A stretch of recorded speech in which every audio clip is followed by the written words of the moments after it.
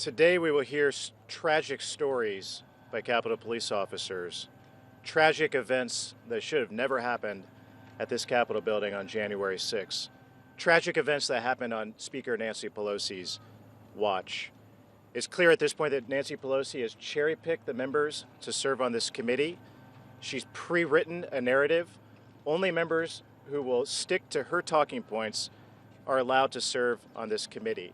If this is truly a fact-finding mission to make sure that January 6th never happens again, this isn't what that looks like.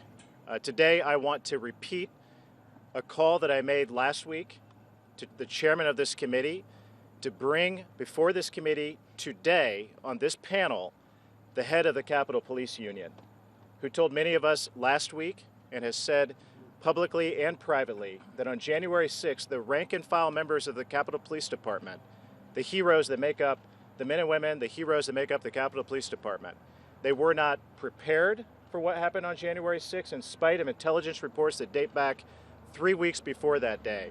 They weren't equipped on January 6th with the proper equipment that they needed to handle what happened that day. And they weren't trained for what was going to happen that day.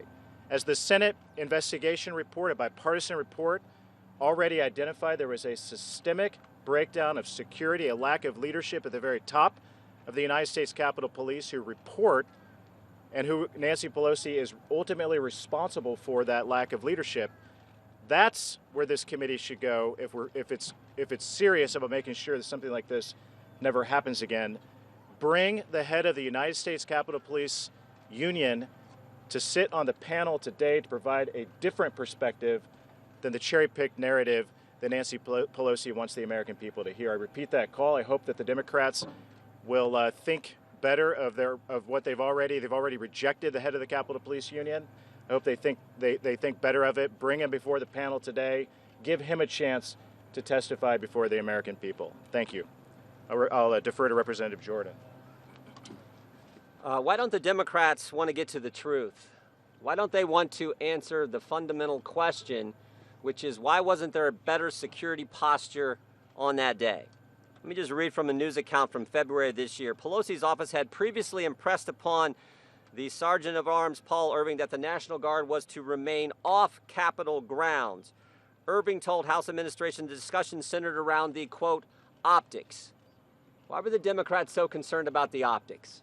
Why were they so concerned about how it would look? Because what happened last summer? It's all driven by what happened last summer, where Democrats normalized anarchy, normalized political violence, raised bail money for the very rioters and looters who destroyed small businesses, attacked innocent civilians, and maybe most importantly, attacked police officers. When you spend a year talking about defunding the police and actually defund the police, it's kind of hard to have more police here on January 6th like they should have done. That's the fundamental question. That's why this thing has turned into such a political charade. The police officers who will testify today, and frankly all Capitol Hill police officers, deserve to have more help that day. But the Democrats couldn't do it because of the political position they had taken all throughout last year. That's the fundamental question that won't be answered. That's why Republicans aren't serving on this committee.